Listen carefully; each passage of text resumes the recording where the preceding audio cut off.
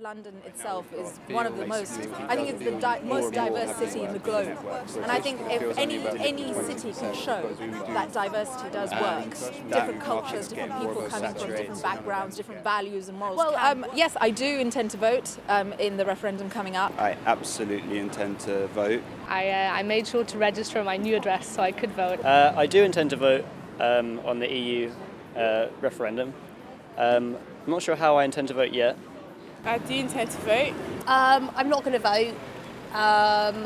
To be honest, I don't understand the situation anyway.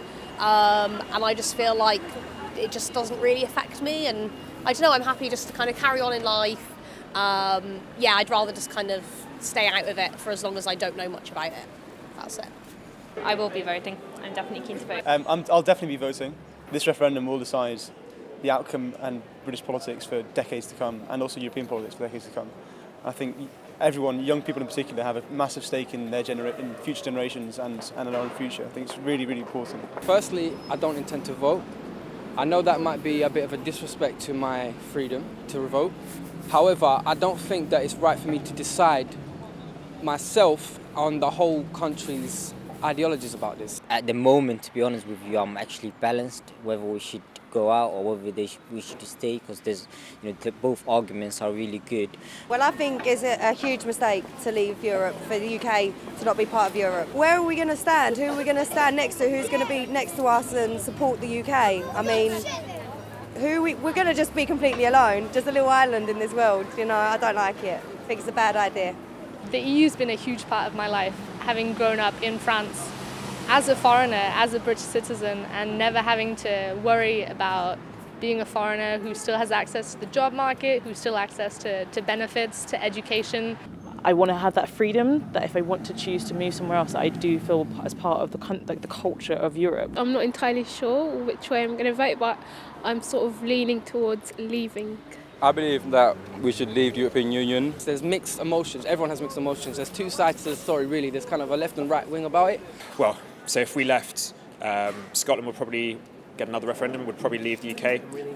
We have a mutual friend who's Northern Irish, and Northern and Ireland would be, the peace process would be totally shafted. Scotland leaving would probably lose our nuclear deterrent, would probably lose our seat in the UN Security Council, and we'd basically be a much diminished force on the world stage. So firstly, you got people that think we as a British people are going to benefit from leaving. However, that's contradictory, because the benefits of staying in the EU, there's millions, you can see it. I mean, I think anyone who's my age just doesn't see why you would want to leave. They just see the benefits of the widened job market that they have and the diversity that they get to experience, and they can't really imagine why you wouldn't want that. So it feels like there's a generational split. The only people I know who are pro-Brexit are more manual workers. So I work around with farmers a lot, and it's them and fishermen down in Kent who are they get a lot of EU laws that do massively affect them. You can only stack your hay in a certain way, you can only catch this number of fish a day, and it affects their lives and it affects their trade. United Kingdom spends a lot of money to Europe, and that's not within trading contracts. And if we leave the European Union as a United Kingdom, we can actually have our own contracts with European Union to still trade, which will still be beneficial to us, because most of the money we send out to the European Union we spent here in the United Kingdom among itself, which can help out a lot of problems, including hospital staff, tuition fees, education for the young people like myself, and I think that'll be much greater, be much beneficial to young people as well. I think it will help young people in the great run, and help jobs and stuff like that. That's why I believe we should leave the European Union and not keep more of the money, but we can create more trades offshores with countries like China, Russia. With the European Union, it's not that you're entitled to trade, but most of the money is sent offshores. It's not kept within the United Kingdom. So I believe that we should find our own little independence, and that's why I believe we should say leave Europe, European Union. It would diversify the international links that we have with other countries, for example, the Commonwealth countries and India and China, which the EU is currently blocking.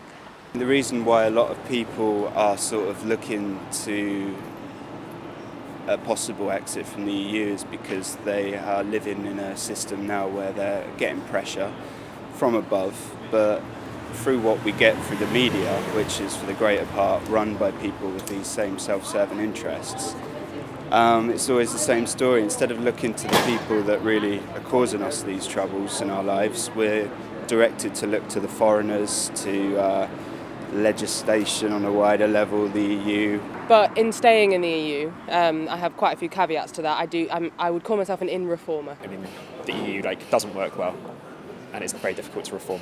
We have a very limited say in how to the degree that we can change that. I think you can see that when Cameron has tried to renegotiate, and he's basically not even tried to negotiate on more the fundamental stuff. He's kind of tinkered around the edges. So I think that's why, my parents, for example, might be, or my parents' generation would be more inclined to leave. If something doesn't work properly, it doesn't mean you just abandon ship. You think, Yeah, but if you don't think you can reform it, and I'm a little bit sceptical about the degree to which we can, then you might consider it.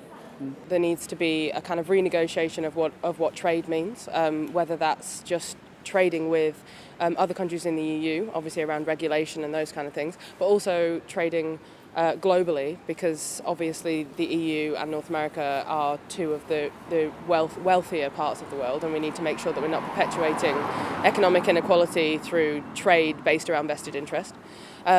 And security as well, the discourse around anti-immigration sentiments and the migrant crisis and those kind of things.